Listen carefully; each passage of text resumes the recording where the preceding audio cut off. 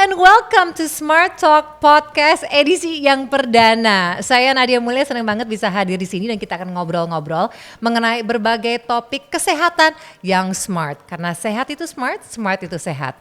Dan kita juga sekarang berada di Smart Studio Podcast di Jalan Imam Bonjol nomor 68 Menteng. Jadi kalau lagi ada yang di daerah Menteng, mampir-mampir aja ke sini yang ada tulisannya Smart Co Clinic. Dan saya pastinya tidak sendiri, untuk episode perdana ini ditemani oleh Dr. Dika atau Lord Dika. Soalnya Instagramnya Lord Dika. Doc, saya jelasin sedikit ya, Dr. Adika P. Rahmatullah MKes. Beliau adalah dokter dan dia juga kepeminatannya adalah gizi dan olahraga di sini di Smart Co Care. Kuliahnya di Universitas Pajajaran, magister kesehatannya juga kepemilikan gizi medik dan katanya di sini bisa 6 bahasa. Kalau kurang lebih. Kalau bahasa Indonesia pasti ya kan, karena kuliah di Unpad bahasa Sunda bisa. English bisa.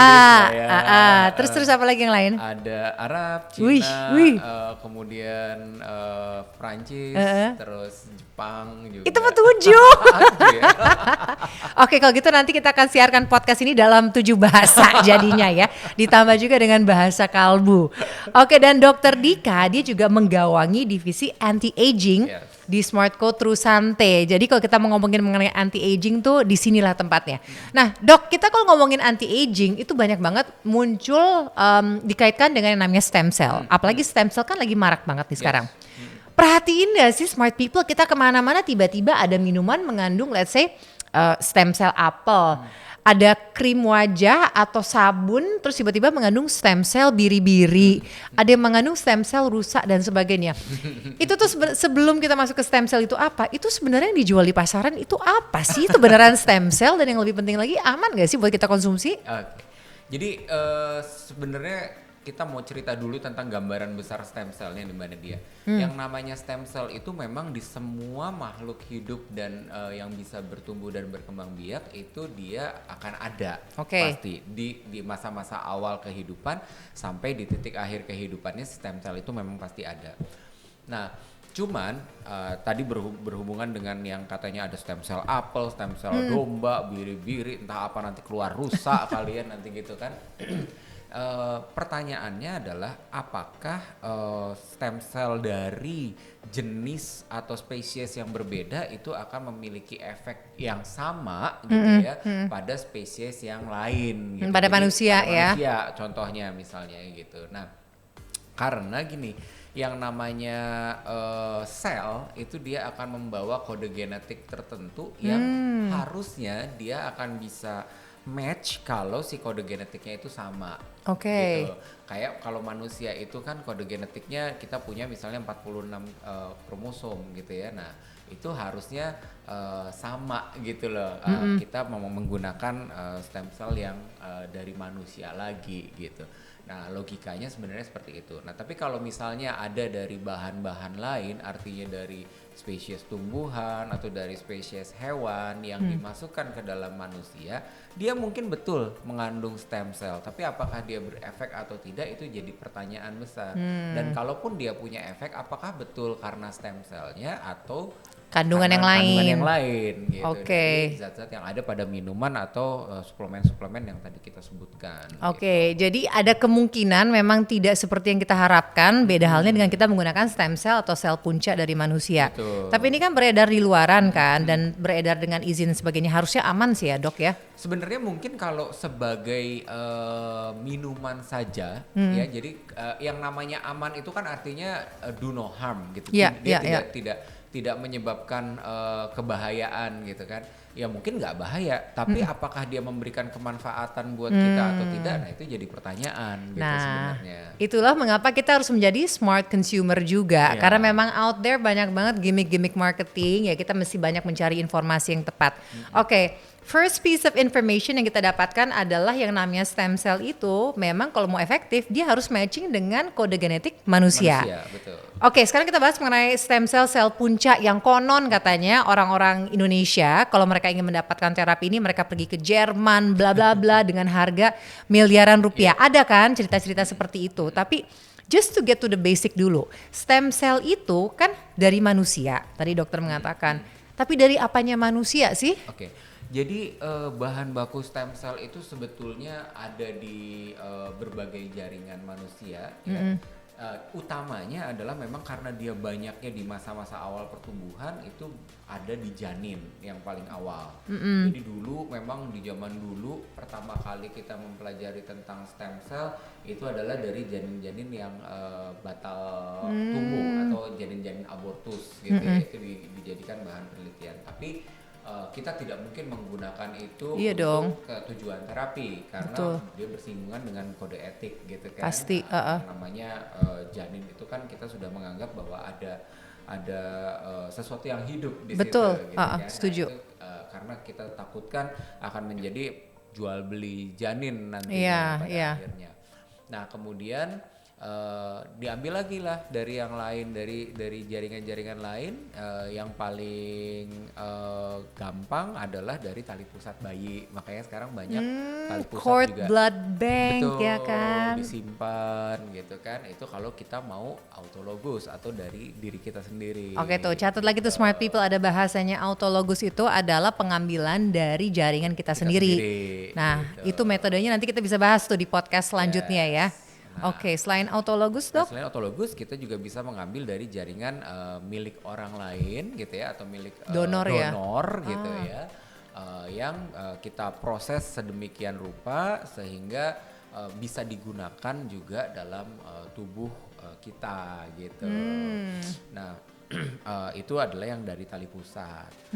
Kemudian ada lagi yang misalnya autologous yang lain tapi bukan dari stem cell di masa awal pertumbuhan kita, tapi stem cell yang karena sebenarnya stem cell itu kan ada terus sampai kita mati sebenarnya gitu ya. Nah itu bisa juga diambil dari jaringan-jaringan yang ada di tubuh kita seperti dari jaringan lemak. Lumayan dong, jadi sambil kita ngurang-ngurangin lemak kita ngambil stem cell dong. Betul, gitu. Jadi ada yang prosesnya itu menggunakan misalnya dengan si liposuction, kemudian lemaknya itu di washing gitu ya, dicuci, diambil stem cellnya saja gitu, atau diambil stem cell beserta beberapa jaringannya, itu ada macam-macam tekniknya gitu ya. Kemudian dari sumsum tulang juga dikenal. Nah makanya beberapa memang kayak pasien yang pernah terapi stem cell di luar negeri itu suka cerita, dok saya diambil di luar negeri itu dari sumsum tulang gitu, atau dari lemak misalnya gitu. Nah itu sebetulnya yang akhirnya tadi kan kayak Mbak Nadia cerita bahwa costnya kok jadi tinggi sekali ya di luar negeri, kok jadi 1 M atau kadang-kadang minimal ratusan juta rupiah yang nilainya tuh udah mendekati 1 M. Nah itu karena memang prosedur pengambilan sistem selnya itu yang membuat dia costnya menjadi lebih tinggi. Jadi secara logika kalau seandainya memang ada di Indonesia seharusnya tidak akan seperti itu ya harganya ya. Harusnya kalau misalkan bisa kita lakukan dengan di dalam negeri saja, karena kan sebetulnya orang setelah diambil dari sumsum tulang dan lain-lain dia pasti akan ada perawatan pasca tindakan dan lain-lain, itu sebetulnya akan membengkakkan costnya dia gitu. Ongkos travelingnya, tiket pesawat, akomodasi, makan dan sebagainya. Belum yang nungguin. Belum belanjanya. Belum belanja. Belum oleh-olehnya. Nah itu orang sakitnya masih oleh-oleh ya. Selalu itu tanda-tanda orang Indonesia mau kemanapun oleh-oleh nomor 1. Oke, jadi udah mendapatkan gambaran ya mengenai stem cell. Selanjutnya yang saya mau tanya nih ya, stem cell itu fakta dan mitosnya nih tolong dibenarkan dok, bisa menyembuhkan segala penyakit. Gimana tuh? Jadi gini, Saya mau tarik dulu ke satu gambaran besar tentang manusia sehat dan manusia sakit. Jadi definisi sehat dan sakit. Kalau by WHO kan manusia sehat adalah yang bebas dari penyakit, dia bisa aktif dan produktif, tidak serta-merta punya aktivitas lah intinya gitu ya. Produktif gitu ya. Nah, saya mau tarik lagi lebih dalam lagi gitu ya ke sisi philosophical gitu ya. Bahwa yang namanya sehat dan sakit itu adalah kalau kita bisa lihat adalah yang lebih kecil, nanti ada yang lebih kecil lagi gitu ya. Yang lebih kecil adalah mengenai seluler.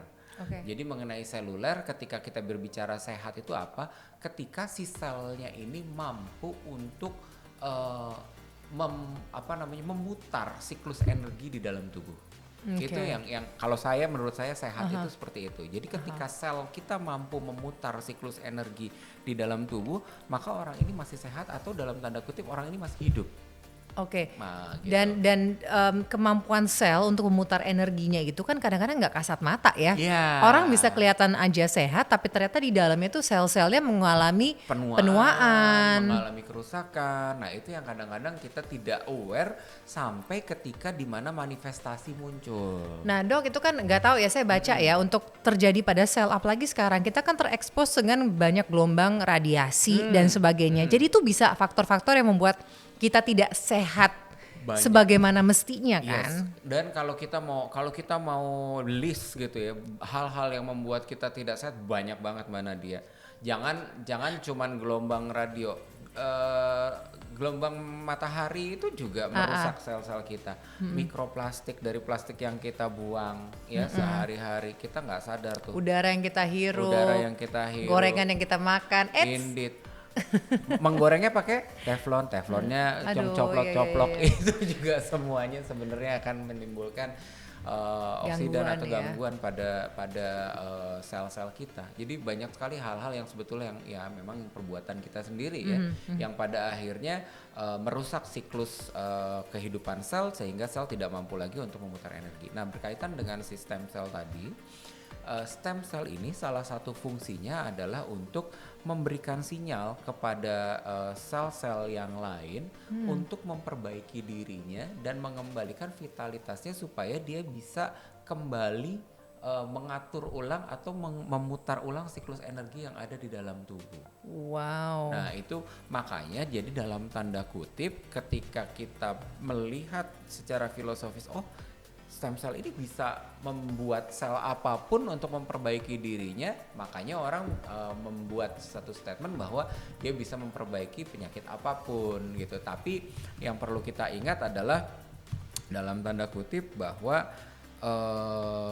apapunnya ini kembali lagi kepada kinerja si selnya itu sendiri gitu. Jadi ada yang udah irreversible gitu ya dok ya? Ada yang udah irreversible. Atau kalaupun memang kita mau menggunakan sistem sel ini untuk tujuan-tujuan yang khusus, misalnya penyakit-penyakit infeksi, nanti mungkin kita bisa bahas ya di podcast yang lain kali.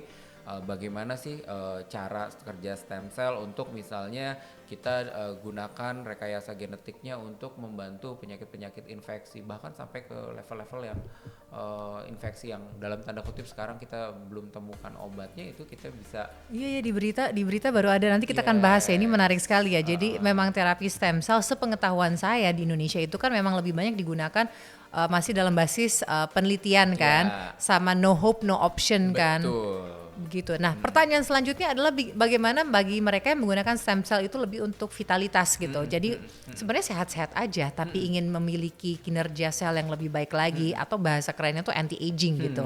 Nah, itu gimana tuh, Dok? Ya. Jadi yang namanya manusia kita tidak mungkin terlepas dari yang namanya aging.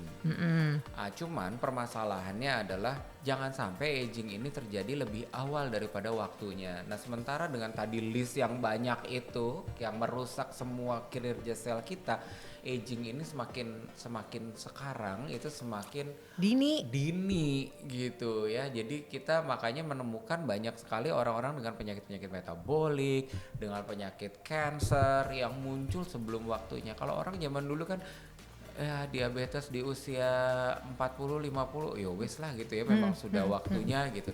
Sekarang pasien yang 20-an masuk ke ruang gizi 25 loh, ada 25 itu udah diabetes. Temen saya usia 32 itu sudah ring jantung 5 cm.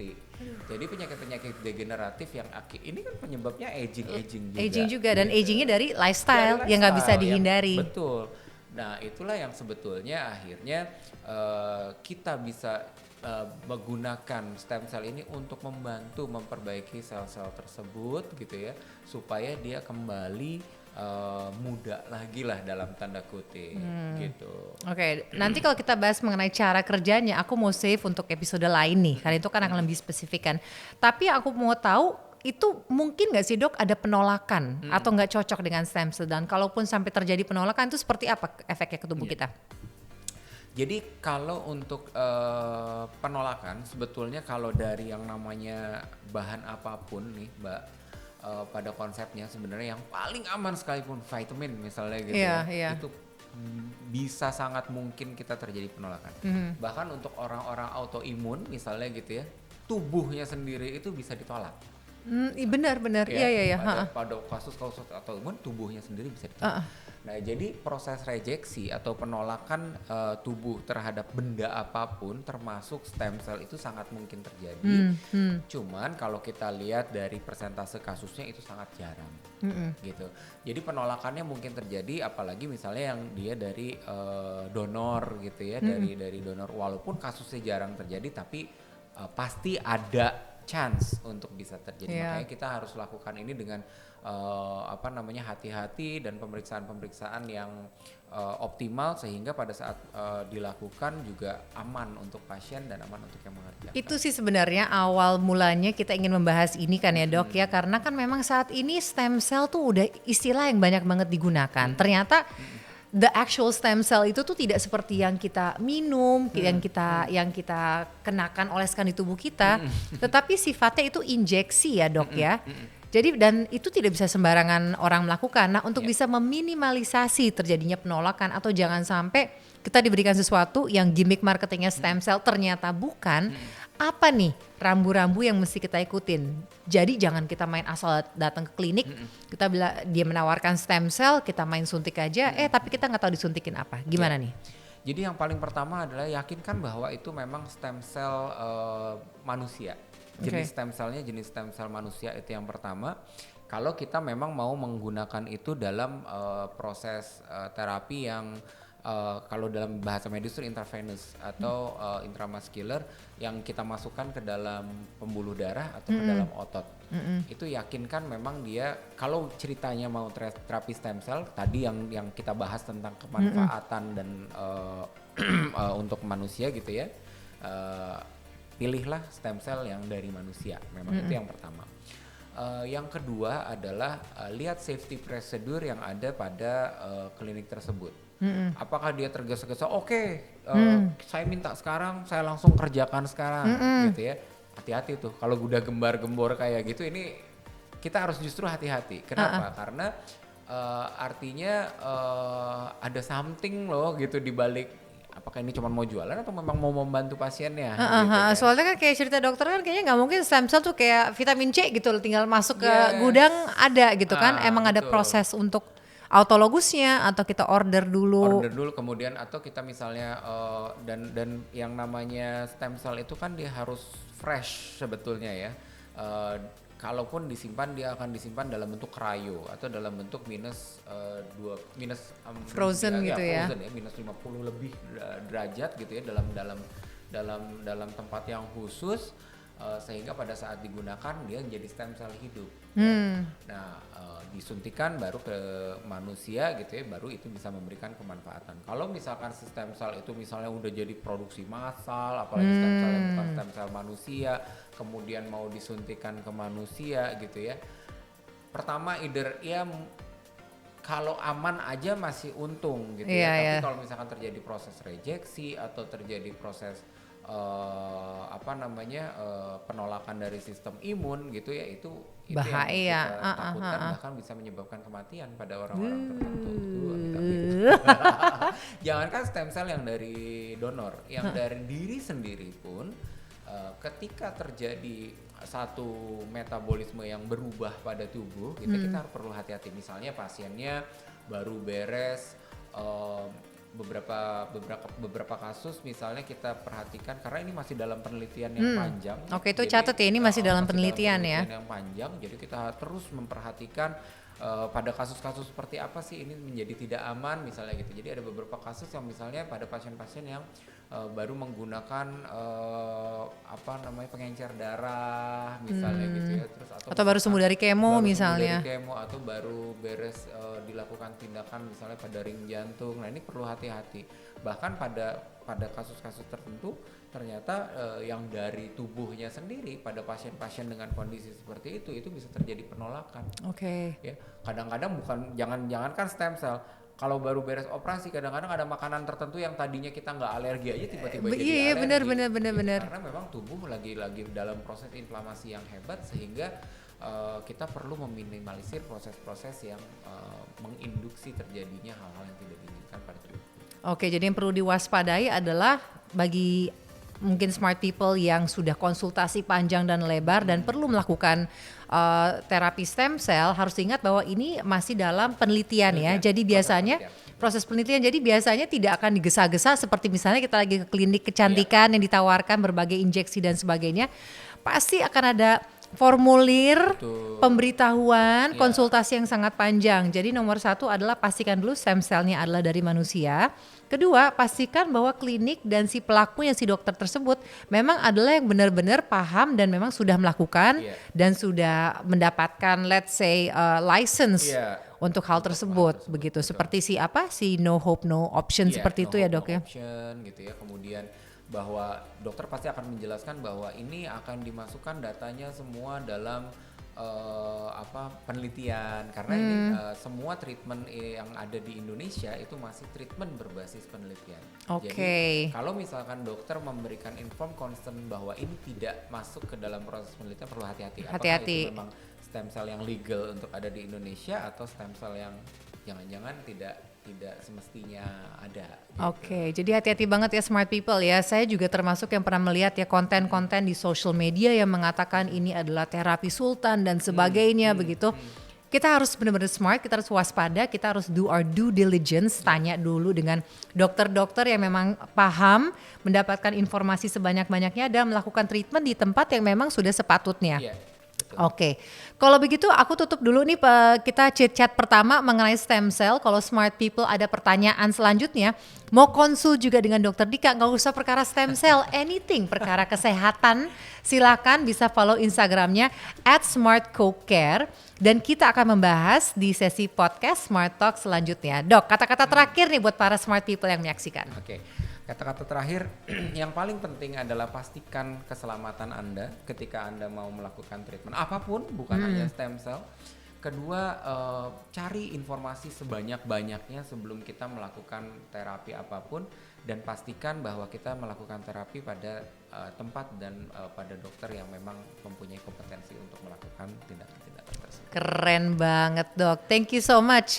Dan itu juga menutup diskusi kita, karena sehat itu smart, smart itu sehat. Sampai jumpa.